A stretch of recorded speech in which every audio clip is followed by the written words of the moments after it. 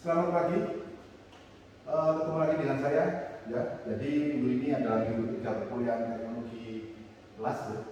Nah, mulai minggu ini saya akan menjelaskan mengenai jenis-jenis proses pemelasan. Nah, yang pertama kali akan saya jelaskan adalah proses pemelasan SMAW atau shielded metal arc welding atau manual metal arc welding atau nama lainnya umum adalah stick welding. Jadi ini adalah proses pemelasan yang paling banyak sekali digunakan di berbagai macam sektor. Jadi mulai dari mengelas pinggir jalan ya, misalkan untuk reparasi pagar, reparasi alat-alat pertanian, kemudian untuk galangan kapal itu masih banyak juga digunakan, terutama di daerah-daerah yang jauh dari tempat yang susah dijangkau untuk pembelian gas atau pembelian elektroda jenis proses pemelasan lainnya. Jadi ini adalah salah satu proses pemelasan yang paling banyak sekali digunakan saat ini. Nah, pada prinsipnya pemelasan ini dilakukan dengan menggunakan busur listrik. Oleh karena itu namanya adalah arc welding. Jadi arc welding itu adalah busur listrik. Dan di sini melibatkan yang namanya suatu fusion. Arc welding. Busur listrik, dan di sini melibatkan suatu proses pelelehan antara logam las dan logam pengisi.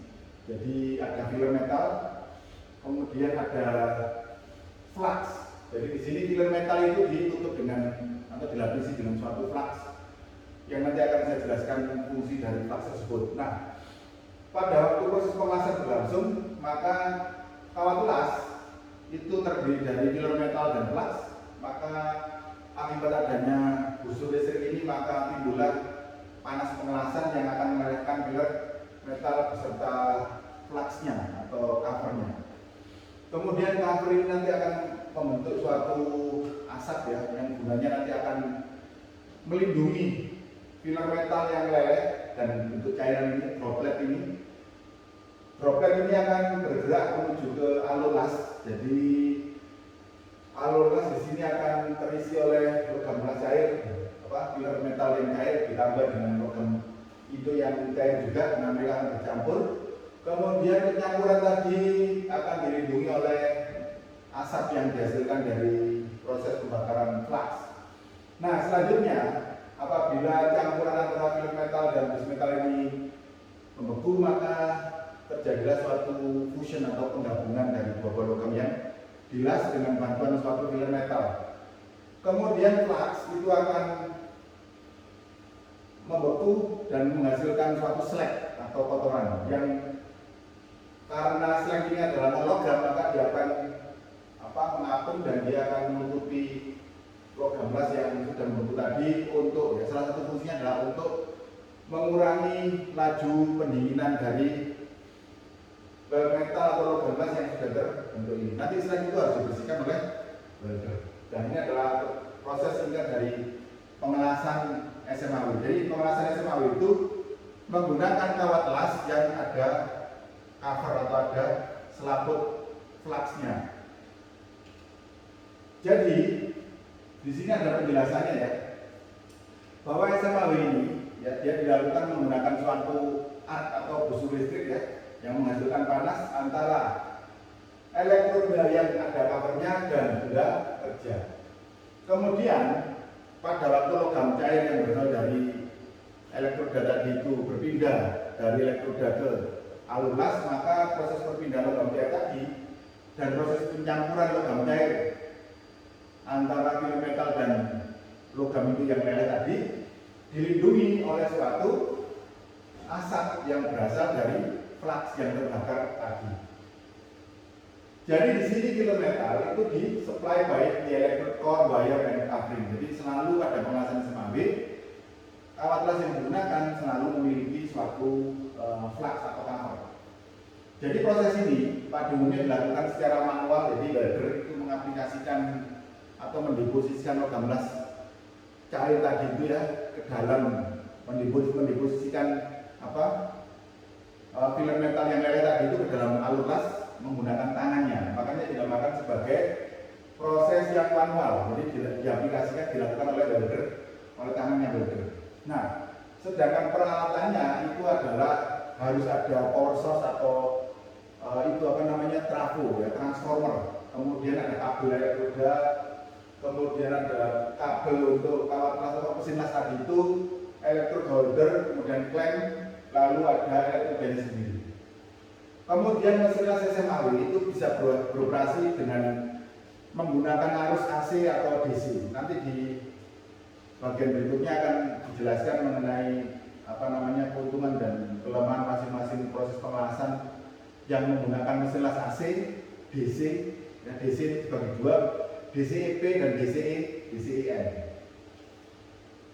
Jadi di sini dikatakan bahwa SMAW itu adalah merupakan proses pengelasan yang paling banyak sekali dipakai seperti di pendahuluan tadi, bahwa proses ini dilakukan oleh bengkel-bengkel kecil di pinggir jalan ya. Karena apa? Ya karena murah dan sederhana ya. Kemudian dilakukan oleh banyak sekali gararan kapal, baik bangunan baru maupun repair ya. Kemudian untuk proses pengelasan pipeline ya, pipeline itu.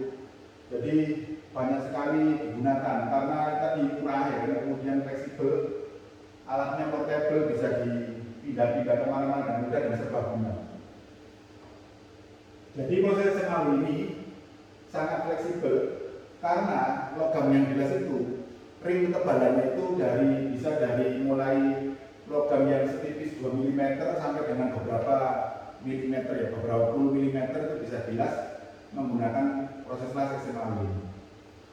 Kemudian proses las SMAW ini juga bisa dipakai untuk mengelas berbagai macam jenis logam ya, bisa logam yang bisa stainless steel ya, bisa baja paduan, kemudian cast iron ya, besi cor, kemudian baja karbon biasa, dan dilakukan pada sembarang position, any position. Jadi bisa nanti ada posisi pengelasan ya, posisi 1G, 2G, posisi flat, horizontal ya, kemudian vertikal, lalu 4D yang overhead. SMAW adalah suatu proses pengelasan yang sangat portable karena mudah memindahkan peralatannya, gitu ya. Dan ada beberapa peralatan yang digerakkan dengan menggunakan generator sehingga tidak dibutuhkan daya dari PLN. Nah, tadi sudah saya bilang bahwa proses ini ya dapat dipakai pada hampir semua jenis paduan, termasuk cast iron, aluminium ya, ada stainless steel dan nikel alloy. Jadi hampir semua logam itu bisa jelas menggunakan proses las SMAW. Hanya karena nanti kawat lasnya aja atau elektrodanya yang menyesuaikan dengan jenis apa namanya logam itu yang dilas. Kemudian saya jelaskan di slide ini ya. Jadi untuk designation atau apa penomoran kawat las ya, kawat lasnya ya, itu ada seperti ini. Jadi kawat las untuk proses las SMAW itu yang paling banyak dipakai nanti kalian praktek di laboratorium di bawah ya, laboratorium produksi itu menggunakan E6013. Nah, E6013 itu artinya apa? E itu adalah elektroda mengacu ke klasifikasi AWS ya. Apa spesifikasi AWS, American Welding Society. 6 itu ada, jadi E itu elektroda, 60 ini adalah kuat tarik dari logam las yang didepositkan. Jadi bukan kawat lasnya yang ditarik, tapi kawat las tadi atau elektroda tadi didepositkan dulu di suatu alur las ya. Jadi 60 ini kuat tarik minimum. Satuannya adalah IS 60 KSI ya, kilopound per square inch. Jadi satuannya adalah kilopound per square inch atau KSI atau 60.000 PSI, pound per square inch. Jadi ini adalah kuat tarik minimum 60 KSI, lalu satu ini adalah posisi pengelasan. Dan posisi pengelasan. 3 ini adalah jenis dari itunya Pak, cover. Jadi 3 ini jenis dari cover atau coating sama karakteristik arus yang digunakan dari cover atau flux.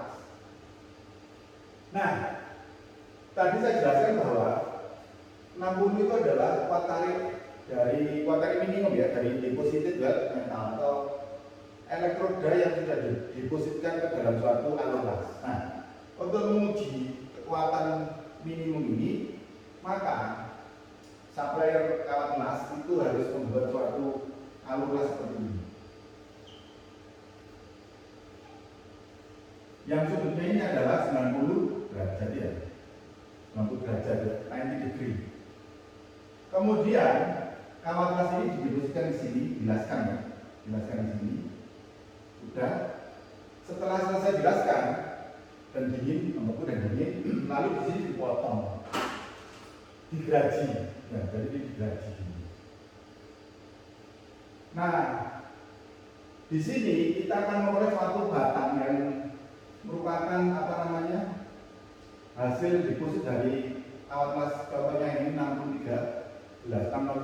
Nah, batang ini nanti akan dilakukan machining, lalu dibikin test piece untuk pengujian tarik, dan dilakukan pengujian tarik, maka kuat tarik minimumnya adalah 60.000 PSI atau 60 KSI. Ini jadi kekuatan dari deposited ke metal ya, deposited metal, bukan kekuatan dari kawat las atau elektrodanya langsung ditarik begitu di mesin ditarik, salah ya. Jadi ini adalah kuat tarik dari deposited ke metal.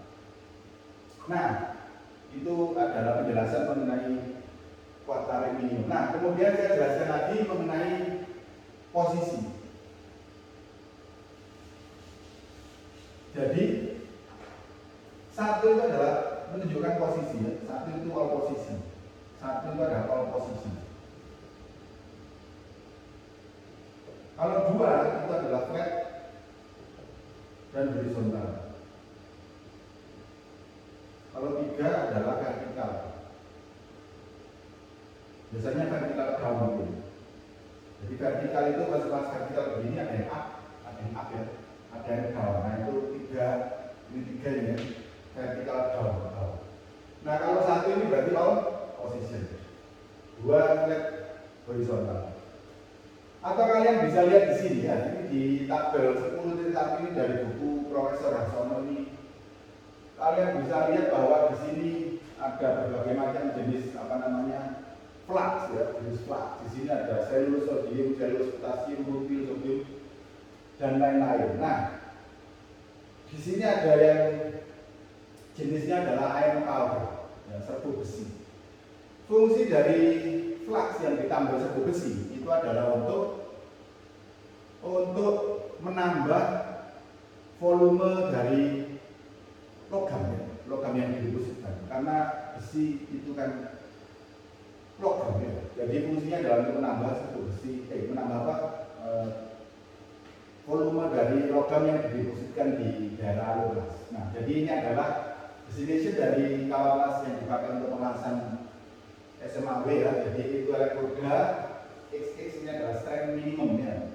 Satuannya PSI, kiloton per square inch. Lalu X nomor 3 adalah posisi pengelasan dan X terakhir adalah arus atau jenis itu ya, jenis flux. Jadi seperti itu untuk destination dari kawat las E6013 atau ada lagi yang E7016, E718, E9018 dan sebagainya. Nah, sekarang saya akan menjelaskan mengenai cover elektrod. Jadi ini adalah elektroda yang dilapisi flux ya. Jadi pada pengelasan SMAW itu kawat lasnya ada lapisan fluxnya. Salah satu fungsi dari flux ini adalah untuk menambah unsur paduan dari logam yang dilas kan gitu. Jadi gini, untuk bisa meningkatkan itu meningkatkan mungkin kalau ditambah krom ya, nikel atau krom bisa menambah ketahanan korosi gitu ya. Kalau ditambah silikon bisa mempermudah proses pengelasan ya, karena pengelasan yang melibatkan pencairan logam. Jadi sidik metal agar itu di strengthen ya. Jadi di daerah sambungan las atau daerah logam las tadi bisa diperkuat dengan penambahan elemen-elemen paduan yang ditambahkan di daerah flux dari kawat las tadi. Nah, unfortunately ya, malangnya atau tidak menguntungkannya ya, beberapa ingredient and fiber in the covering can attract and good moisture. Nah, nanti kita akan mengenal yang namanya kawat las yang jenisnya low hidrogen. Jadi ada jenis kawat las low hidrogen elektro. Low hidrogen elektro itu ya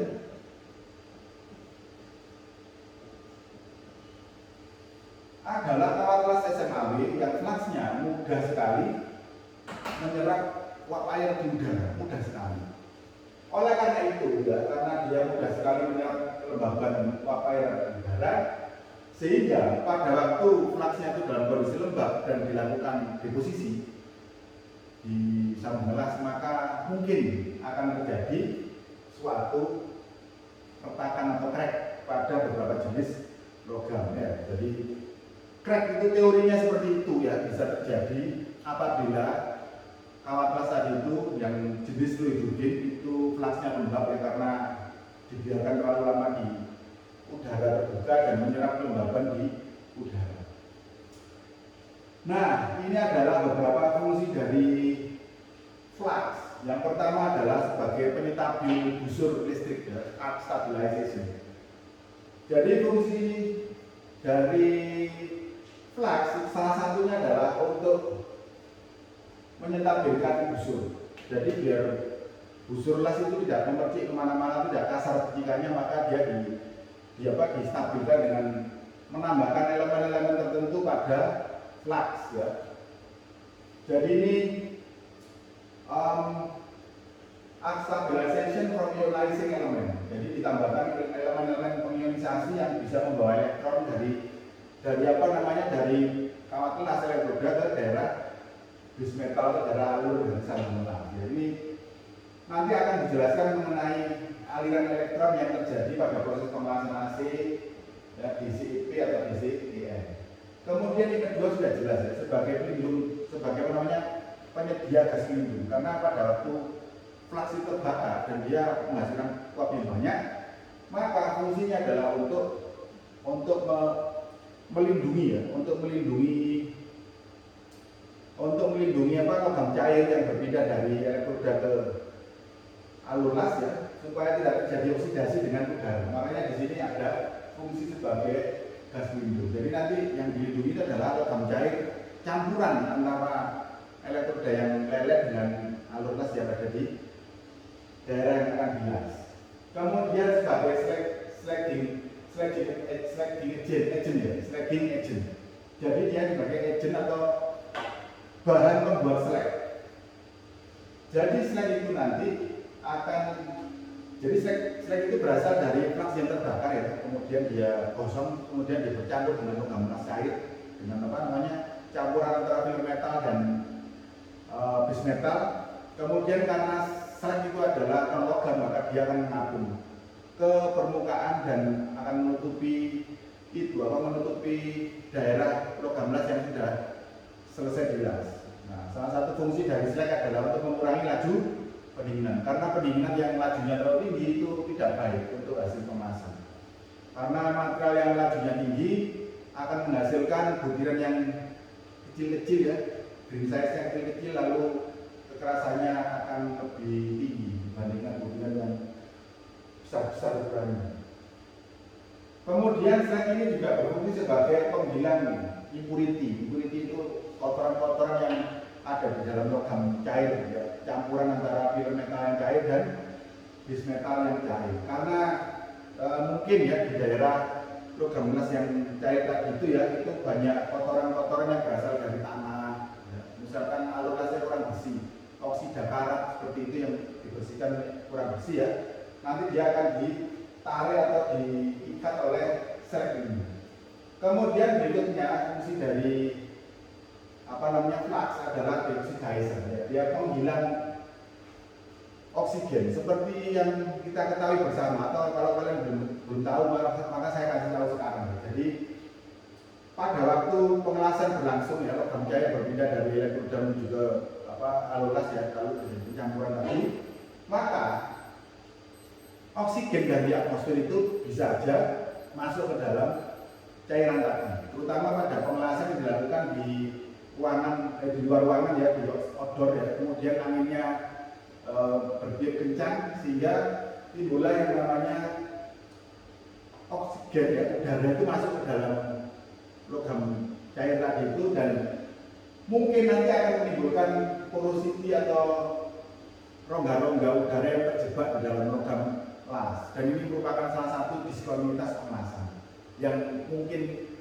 tidak diinginkan ya, yang mungkin tidak diinginkan karena gaspor itu ukurannya ada yang besar dan yang kecil ya. Kalau ukurannya lebih acceptance standar atau standar penerimaan, maka dia harus di-reject atau dihilangkan. Tapi kalau yang ukurannya kecil-kecil tidak apa-apa.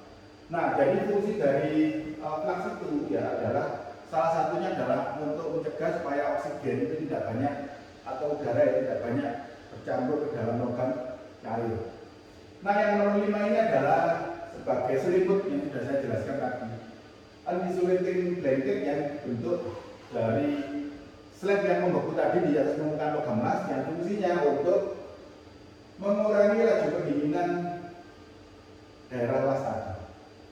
Nomor 6, alloying element. Jadi di dalam flux itu bisa ditambahkan beberapa unsur paduan ya, oleh pabrik pembuat elektroda. Beberapa unsur paduan misalkan apa? Misalkan ditambahi silikon atau aluminium untuk unsur dioksidizer, ya, ditambahi nikel atau krom untuk menambah sifat ketahanan korrosi, ditambahi serbuk besi untuk meningkatkan deposisi seperti itu ya. Atau ditambahi manganis ya, Mn, untuk bisa memperkuat daerah logam las setelah membeku.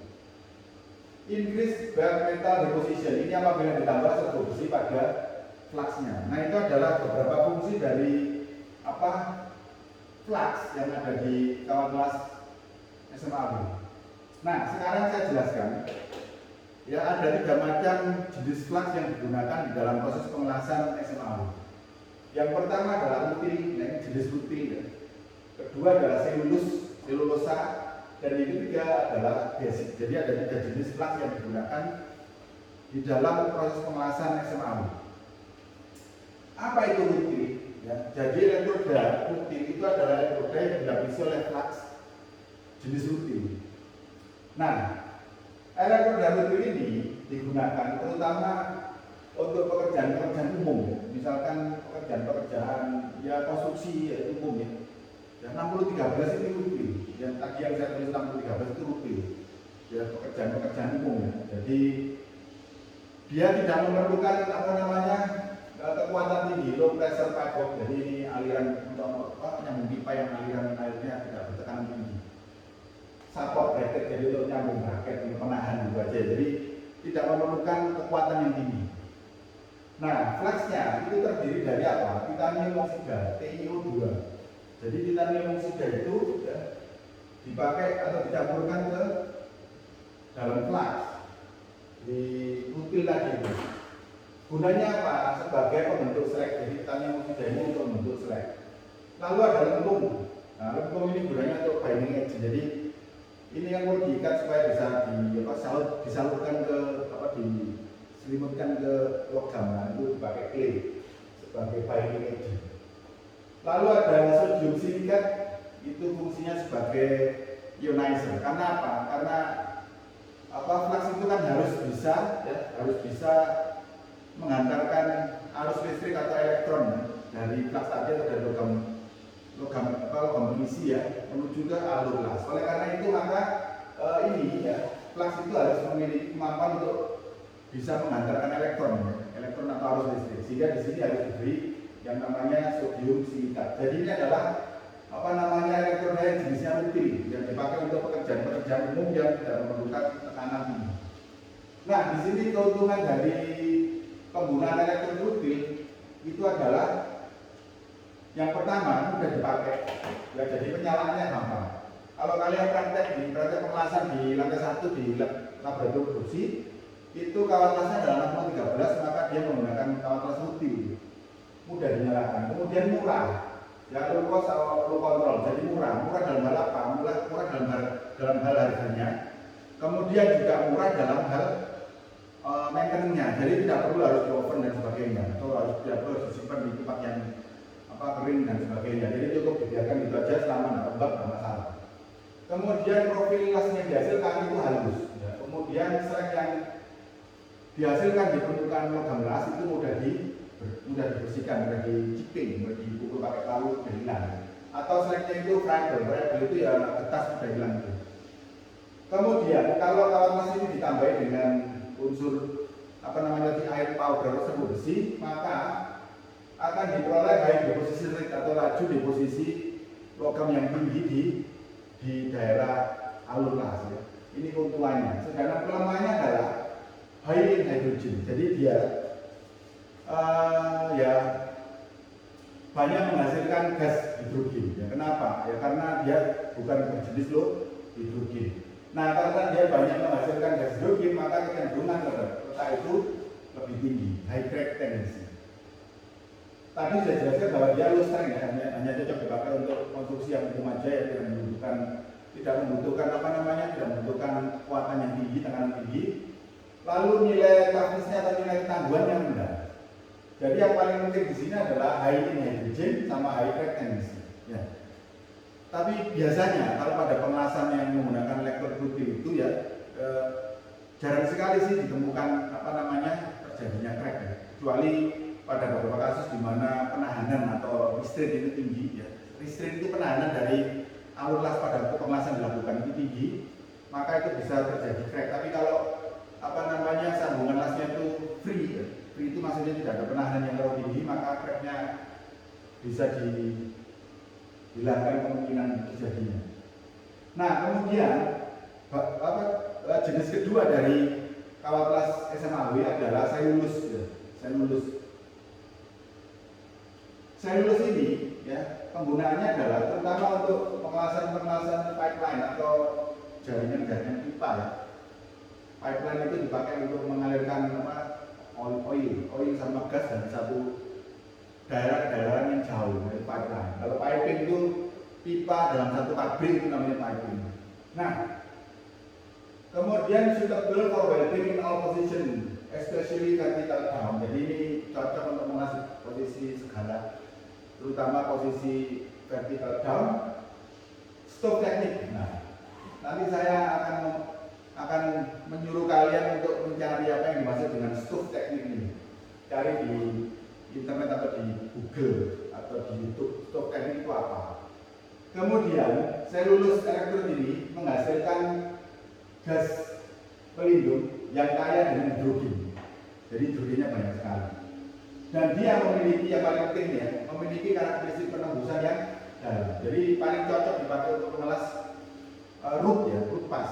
Jadi pengelasan itu kalau untuk di secara umum ya, di sini ada alur las, maka pengelasan root pass itu ini adalah root pass. Kemudian ada filler. Filler itu bagian pengisi itu di sini filler. Ini filler ya, filler. Lalu ada capping. Capping itu adalah bagian atas sendiri. Ya, bagian atas sendiri namanya capping. Bagian atas sendiri. Jadi ada pas, ada filler pas, ada cap atau capping. Nah, selulus itu paling cocok dipakai untuk pengelasan di pas karena apa? Karena penembusannya tinggi. Kemudian kelasnya itu terdiri dari selulus natural organic compound, jadi senyawa organik alami selulus itu. Kemudian sama seperti yang dulu tadi, select formernya adalah titanium dioxide. Lalu untuk ionizer-nya sodium silikat atau potasium silikat sama seperti yang di putih. Jadi ini adalah kandungan dari flux untuk kawat las elektroda, kawat las selulus. Kemudian di sini keuntungan dan kelemahannya. Keuntungannya adalah tadi sudah dijelaskan bahwa penembusannya itu dalam, ya, deep penetration. Cocok untuk pengelasan di segala posisi, terutama vertical down ya, pipeline atau piping. Kemudian laju pengelasannya cepat. Kemudian keuntungan lagi adalah gas pelindung yang dihasilkan itu banyak, sehingga kalau dilakukan pengelasan di ruangan atau di luar workshop ya, di lapangan itu, maka gas pelindung yang banyak tadi akan melindungi alur las itu dari oksidasi dengan atmosfer atau dengan udara. Kemudian tidak perlu dikontrol sama seperti halnya pada pengelasan yang menggunakan elektroda rutin sendiri ya, jadi tidak perlu disimpan di oven atau di tempat yang harus kering gitu ya. Nah, kelemahannya karena kaya hidrogen pada gas pelindungnya, maka kecenderungan terhadap terjadinya crack itu tinggi. Oleh karena itu nanti harus diperhatikan yang namanya step pengelasan atau langkah-langkah pengelasan di di pelajaran teknologi ini di bagian berikutnya ya, di bagian cara-cara untuk menanggulangi terjadinya diskonsumsi pengelasan. Kemudian cappingnya itu tampilannya kasar, beda dengan yang putih lagi.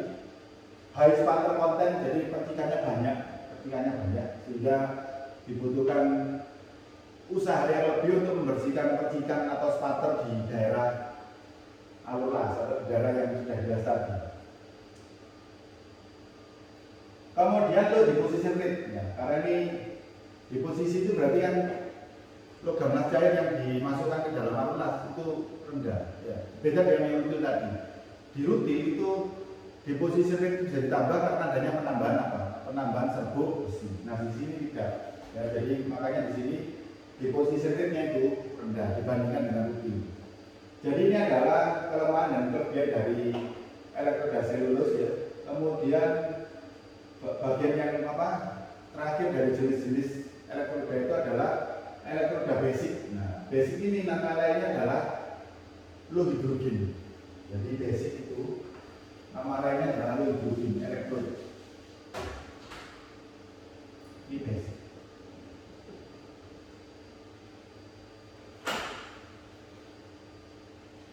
Nah, low hidrogen reaktor ini dipakai terutama untuk konstruksi-konstruksi pekerjaan yang menghasilkan yang membutuhkan kekuatan tinggi, high pressure work.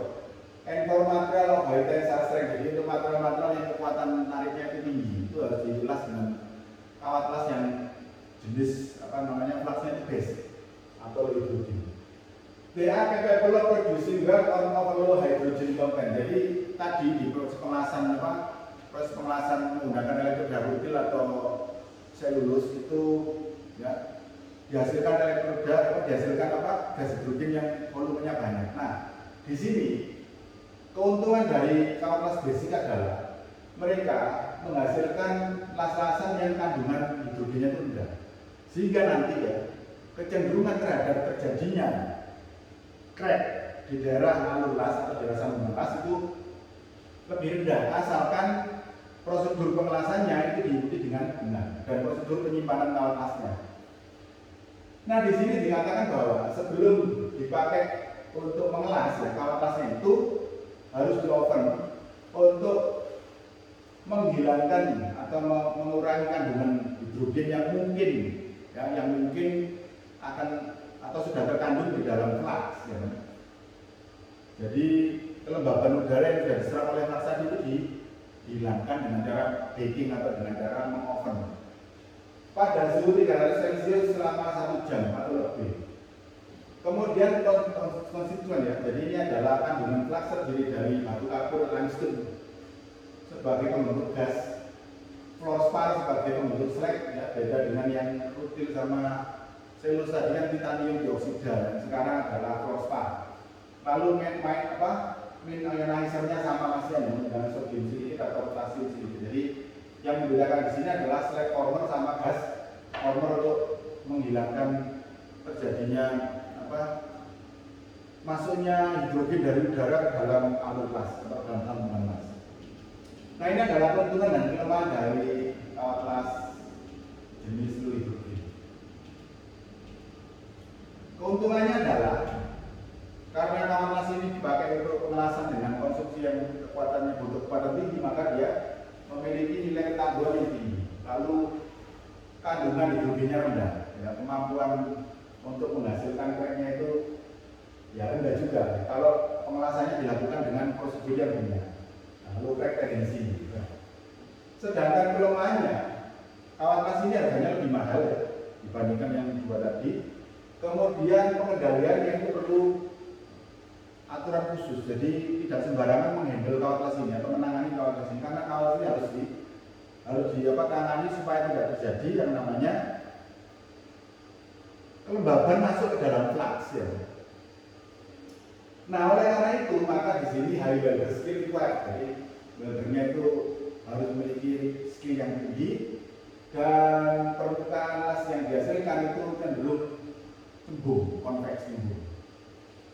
Dan kondisi stop and run atau pure stop start itu jelek ya, stop startnya jelek, pure stop start. Jadi welder mengelas ya, kemudian berhenti, kemudian mulai nyambung lagi dengan atas yang baru, mengelas lagi, itu namanya stop and start, itu pure, jadi jelek ya.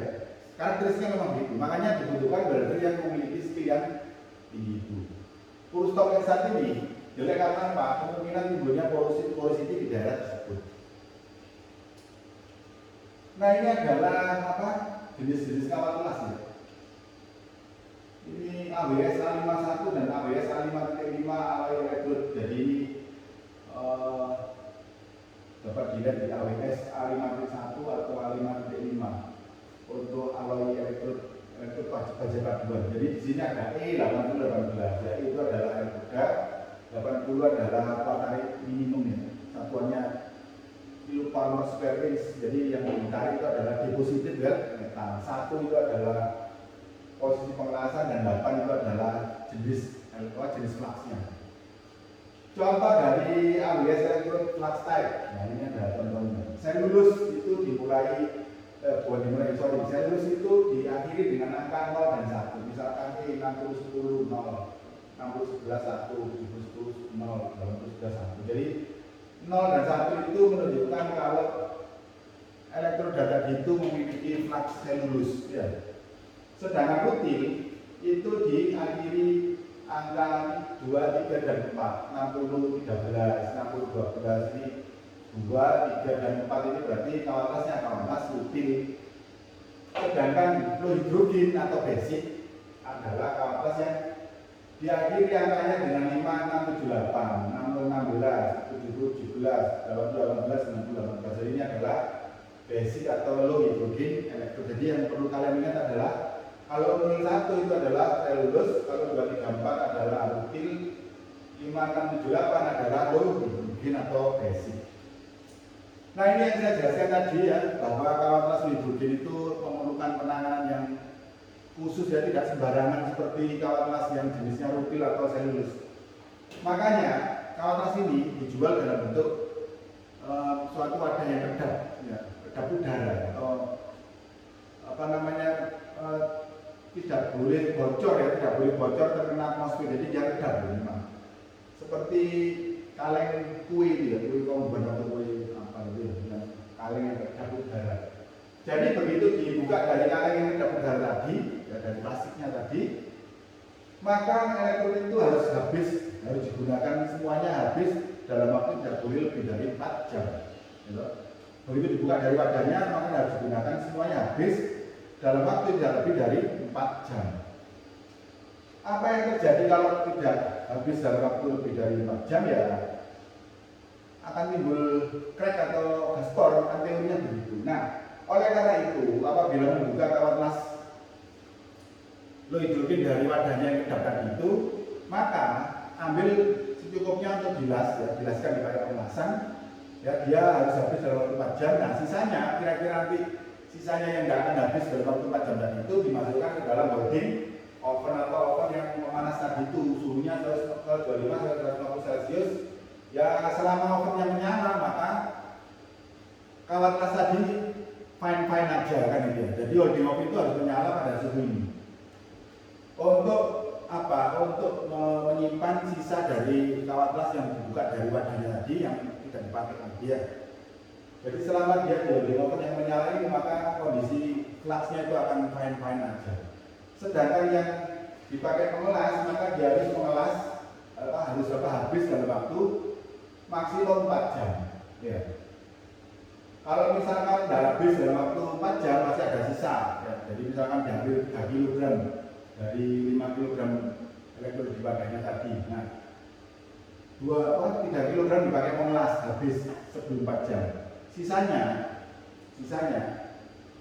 ternyata sudah lebih dari 4 jam ada di lapangan.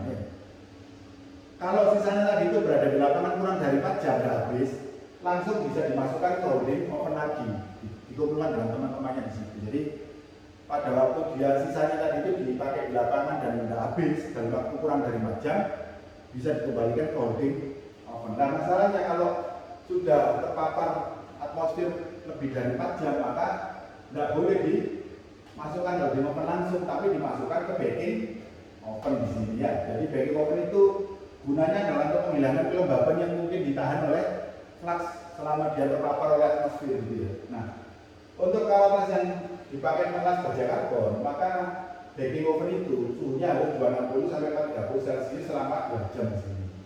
Sedangkan untuk alloy baja-baja paduan, maka suhu dari baking oven harus lebih tinggi, 370 sampai 430 Celcius selama 1 jam. Nah, setelah dilakukan baking oven selama ini ya, maka kawat tadi ya, sisa tadi itu boleh dikembalikan ke holding oven. Nah, di sini bisa dipakai lagi kan gitu. Bisa dipakai lagi. Nah, jadi ini adalah alur penyimpanan dari kawat hidrogen yang perlu diperhatikan. Karena apa? Karena kawat hidrogen itu beda dengan kawat rupil dan selulus. Karena dia mudah sekali menyerap kelembaban di udara. Sehingga begitu dibuka dari bungkusnya yang kedap udara tadi itu, maka kawat tadi harus habis dalam waktu lebih dari 4 jam. Kalau tidak habis, maka harus dimasukkan ke dalam baking oven dan dimasukkan ke holding oven. Jadi ovennya harus 2 ya. Jadi baking oven dan holding oven itu beda, ya beda. Holding oven untuk menyimpan, baking oven untuk lebih setelah ini terpapar pada atmosfer ya lebih dari 4 jam. Nah ini adalah karakteristik dari kawat hidrogen apabila terpapar di atmosfer. Ya seperti kalian lihat bahwa 7016 itu adalah kawat yang low hidrogen. 70 itu adalah kuat tarik dari deposited metal di alulas, yaitu 70 KSI minimum. Sedangkan 6013 itu adalah kawat yang rupil yang biasa, di mana kuat tariknya di deposited metal tadi 60 KSI. Nah, dari segi kekuatan tarik, maka kawat 7016 itu lebih tinggi daripada 6013. Nah, masalahnya kekuatan lebih tinggi tadi terjadi apabila kelembaban yang ada di flux itu kurang dari 4%. Nah, apabila kelembaban kelembaban udara yang ada di flux itu sama dengan 4%, maka kuat tarik dari 7016 ini ngedrop sampai sama dengan 6013. Jadi percuma pakai kawat 7016 kalau dia fluxnya itu lembab. Bahkan kalau kelembaban lebih dari 4%, maka kekuatan dari kawat 7016 ini jauh lebih rendah daripada 6013. Karena apa? Karena banyaknya porosity yang ada di dalam logam las. Porosity itu akan merupakan suatu volume rongga yang akan mengurangi kekuatan logam las dalam menambah. Jadi ini yang perlu diperhatikan ya. Jadi humidity ini kelembaban udara di kawat las hidrogen tidak boleh tinggi ya, tidak boleh ya lebih dari sama dengan 4%, harus kurang dari itu.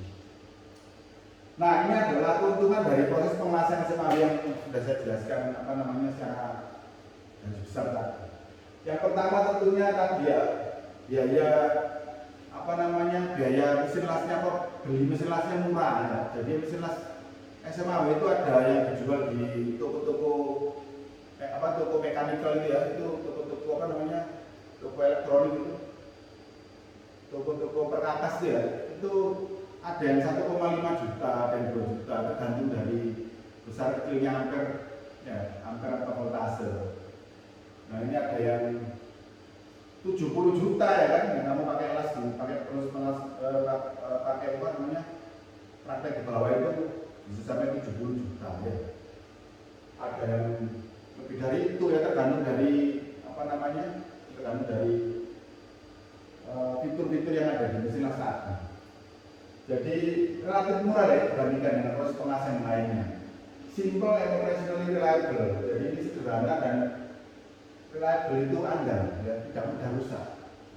Kemudian kawat lasnya murah, bisa beli di mana-mana. Di toko perkakas itu bisa kalian beli kawat lasnya 6013 terutama itu banyak dijual, 70, 18 juga banyak dijual kan gitu. Tapi kalau untuk pengelasan jenis logam yang khusus ya harus pesan di supplier.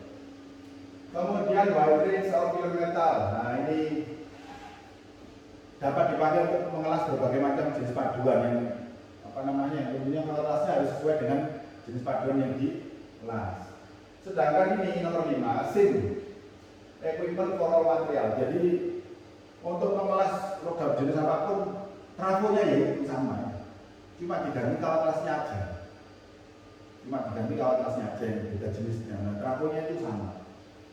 Kemudian bisa mengcover ring ketebalan yang besar. Tadi dijelaskan di sebelumnya ya, bahwa SMAW itu bisa mengcover ketebalan 2 mm thickness, tapi itu jarang sekali pengelasan menggunakan SMAW untuk mengelas ketebalan 2 mm ya. Kalau terpaksa ya bisa menggunakan diameter kawat kelas yang kecil. Nah, sampai dengan ketebalan yang beberapa puluh mm itu bisa dilas menggunakan SMAW. Dan pengelasannya bisa dilakukan all position. Ini keuntungan dari SMAW. Makanya SMAW itu banyak dipakai sampai sementara ini di Indonesia. Sedangkan keterbatasannya adalah welder itu bolak-balik mengganti kawat las. Karena apa? Kawat las itu kan panjangnya kira-kira ya 400 mm ya. Maka itu tinggal 8 cm, 80 mm harus dibuang kan? Atau tinggal berapa milimeter, 50 mm dibuang. Jadi buang itu kan proses mengganti dengan kawat las yang baru, ngambil dari oven kalau hidrogen ya, dari portable oven. Kemudian kalau pengelasan kayak kawat las yang non hidrogen itu ngambil dari padat terus dijepit, mas lagi itu adalah waktu berhenti, waktu tidak pakai mengelas. Makanya di sini termasuk kategori laju pengelasannya rendah. Kemudian di sini harus ada slag yang harus dibersihkan ya, karena ada flux menghasilkan slag, maka dibutuhkan waktu untuk membersihkan slag setelah pengelasan dilakukan.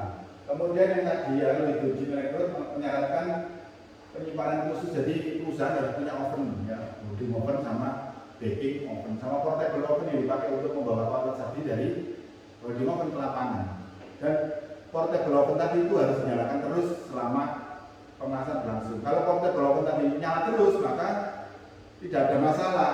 Pengelasannya dilakukan lebih dari 4 jam, 8 jam sebagainya, asalkan portable ovennya nyala pada suhu 150 derajat Celcius. Loading position efficiency itu maksudnya adalah ya tadi itu berhubungan dengan nomor 1 ya, karena weldernya itu bolak-balik mengganti kawat las karena kawat las yang stick ya kan. Maka maju pengelasan rendah, kemudian ada beberapa kawat las yang tidak bisa ditambahi iron powder besi, sehingga di posisinya ada banyak spatter juga ya, banyak slagnya, jadi harus dibersihkan. Nah, nanti ada proses pengelasan yang di posisinya tinggi, di posisi efisiensinya tinggi, contohnya adalah SAW. SAW itu tidak ada percikan, tidak ada tidak ada sinar ya, dan lain-lain ya. Dan ini adalah keterbatasan dari pengelasan SMAW. Nah, seperti kalian lihat di sini nanti kalau waktu praktek ya, itu aturannya dalam melakukan pengelasan pakai SMAW itu jarak antara elektroda dan benda kerja itu supaya dipertahankan setinggi diameter elektroda. Jadi diameter elektroda itu adalah diameter filler metalnya aja. Jadi bukan termasuk diameter flux. Diameter flux itu tidak dihitung sebagai tebal flux ya, tidak dihitung sebagai faktor untuk menentukan diameter elektroda. Jadi diameter elektroda itu hanya filler metalnya, yang warna hitam. Nah, jarak ini ya, sebaiknya dipertahankan 1 kali diameter elektroda. Itu aturannya seperti itu. Kalau lebih tinggi nanti akan mati, kalau lebih pendek nanti akan terjadi short. Ya.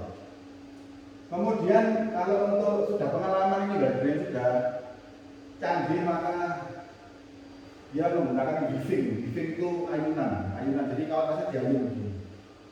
Kalau kalian nanti praktek di laboratorium produksi ya tidak menggunakan weaving, karena baru paling tidak pakai weaving, cuma straight aja. Straight itu lurus ya, lurus tarik gini aja, atau didorong atau ditarik ya kawat lasnya. Nah, kalau sudah pengalaman banyak ya bisa pakai weaving, dan weaving ini jenisnya macam-macam tergantung dari keterampilan dan persyaratan logam yang dilas tadi itu ya. Nah, di sini kalian bisa lihat ya beberapa jenis tampilan visual dari capping ya. Jadi yang A ini adalah yang ini. A itu adalah proper average arc-length travel speed. Jadi travel speed ya di pemelasan oke, arc-length yang 1 kali diameter tadi oke, ampernya oke. Hasilnya tidak terlalu tinggi kepingnya. Yang B, ampere terlalu rendah. Ampere terlalu rendah berarti kurang terjadi fusi ya, penggabungan antara logam emas atau filler metal MTR dan logam Indo, sehingga terjadilah ketinggian capping yang besar tadi itu mendol gitu. Nah, dan sempit ini ya, jadi lebar cappingnya atau base-nya itu sempit. Ini ampere terlalu rendah. Sedangkan yang C, ampere terlalu tinggi, menghasilkan lebar yang besar ya, lalu timbul spatter atau percikan las ya, spatter. Spatter itu ya kadang-kadang dilarang, kadang-kadang tidak apa-apa ya, terutama di daerah yang kena air. Kalau di kapal tidak boleh, spatter ini bisa menimbulkan korosi dan harus dihilangkan. Ini kalau ampere terlalu tinggi. D, arc-length too short.